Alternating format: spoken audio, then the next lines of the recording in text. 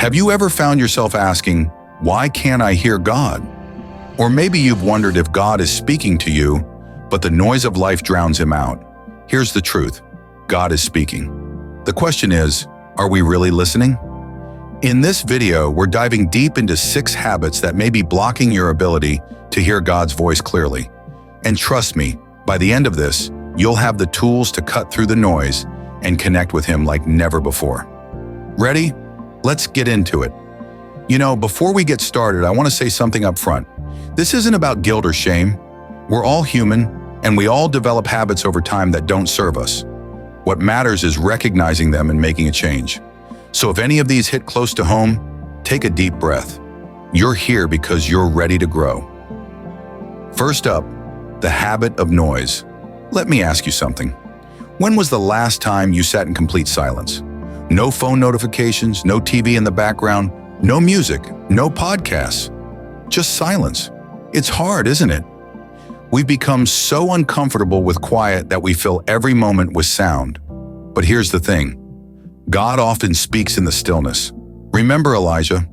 God wasn't in the wind or the earthquake or the fire. He was in the gentle whisper. If your life is constantly noisy, how will you ever hear that whisper?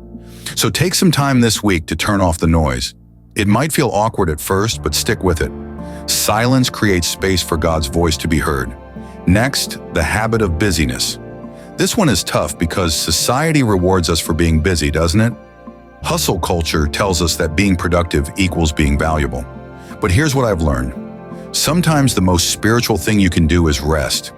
Think about Jesus. Even he stepped away from the crowds to pray and recharge. If you're too busy to spend time with God, you're too busy, period. And the funny thing is, when you actually slow down, you start noticing how God has been speaking all along, through people, through situations, even through the beauty of creation. Busyness blinds us to his voice. So take a step back. Slow down. It's not lazy, it's necessary. Now let's talk about the habit of doubt. This one's tricky because doubt often creeps in quietly. You might think, God wouldn't speak to me. Why would he bother? Or maybe you've prayed and it feels like nothing is happening, so you start doubting if he's even there. Listen, doubt is normal. Even the strongest believers have moments of doubt. But here's the thing. Doubt becomes dangerous when it turns into a habit. It's like putting up a wall between you and God. Instead of focusing on your doubt, focus on what you know to be true. God's word says he is faithful. He is near to the brokenhearted. He speaks. Cling to those truths, even when you don't feel it. Faith isn't about feelings, it's about trust. Another big one, the habit of negativity. Let me ask you something. What's the tone of your inner voice? Is it kind and encouraging, or is it critical and pessimistic? If you're constantly feeding yourself negativity, it's going to be really hard to hear God's voice. Why? Because God's voice is one of love, peace, and hope. Negativity creates static. It's like trying to tune into a radio station with too much interference. Start paying attention to your thoughts. When you catch yourself being negative, replace it with something true and uplifting. Over time, you'll notice a shift. Your mind will become more aligned with God's truth, and his voice will become clearer. This next one might surprise you, the habit of comparing yourself to others. Oh man, this one hits home, doesn't it? We scroll through social media and see people who seem to have it all together. We think, God must be blessing them more than me. But comparison is a thief.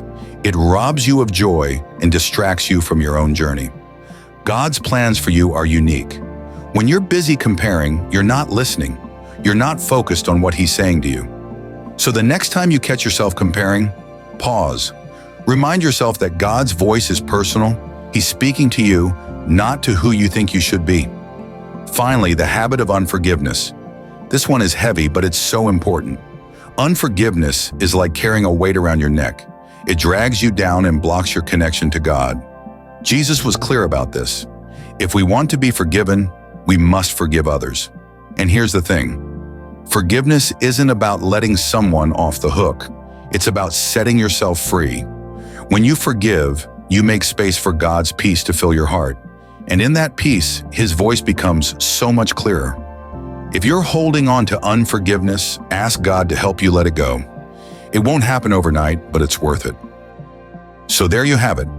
6 habits you need to quit to hear God's voice clearly. Noise, busyness, doubt, negativity, comparison, and unforgiveness. None of these are easy to break, but every step you take toward change will bring you closer to Him. And let me tell you, there is nothing more rewarding than hearing the voice of your Creator. If this resonated with you, let me know in the comments which habit you're ready to tackle first, or share your own tips for hearing God more clearly. Don't forget to like this video and subscribe if you haven't already.